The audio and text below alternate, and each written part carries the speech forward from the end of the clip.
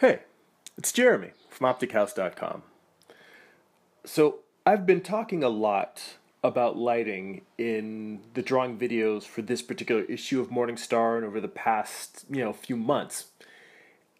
And the reason why is because I talk about the things that are pressing in my mind as I'm working on these comics and the things that are challenging.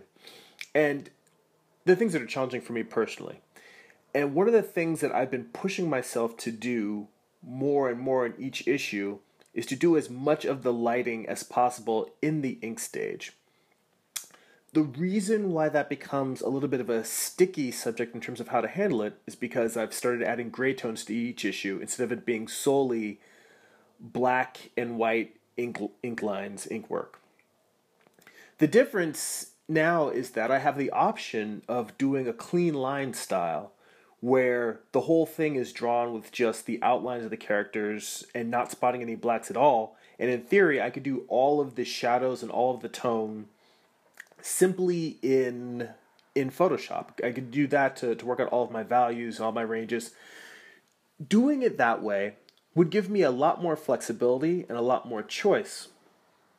However, I feel that doing as much of the lighting as possible in inks, in a certain way, it makes it so that when I go to do my gray tones in Photoshop, it'll actually leave me very little to do, to kind of really just pick one or two tones, a dark tone and a light tone, block them in, and that way I can still continue working at a very rapid pace.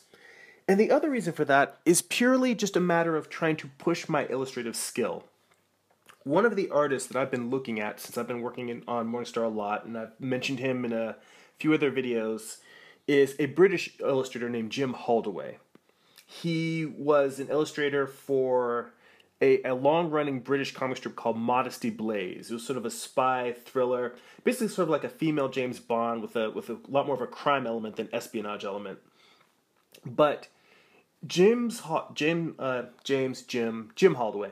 Jim Holdaway's art it looks like classic fashion illustration, but done in an action thriller story. There's just this beautiful, beautiful line work that creates a full sense of volume and light and tone, even though, and I think there's some places where some backgrounds are photostatted, or there's a little bit of zipatone in there, or some wash, some gray wash. But for the most part, it's all just black line work and strong lights and shadows. And through that, he creates a complete sense of tone, both in terms of visuals, like dark and light, and then tone in terms of the tone, the feel of the story. And that's something that I aspire to. And that doesn't mean that I have a dislike for or don't have a desire to do more work where I'm letting gray tones or even color work at some point do some of the heavy lifting as well, because color is extremely powerful. It's very, very powerful in terms of storytelling, in terms of creating a full sense of what's going on. Just adding a splash of red behind a scene that isn't even showing any violence can give you a sense of the menace that's going on, or a cool blue might create a somber tone or a peaceful tone depending on how it's used. Color is extremely powerful. And that is kind of the main reason why I shy away from it in the comic book work. I mean, part of it's also the fact that using color would add on a significant amount of time into my process, but I feel like, first and foremost, I want to improve as much as I can as a draftsman in terms of my basic drawing skills. And the more that I can learn to do in the color, in the black and white, in the line art, to create a full, complete sense of a finished piece, the stronger anything I add to it will be.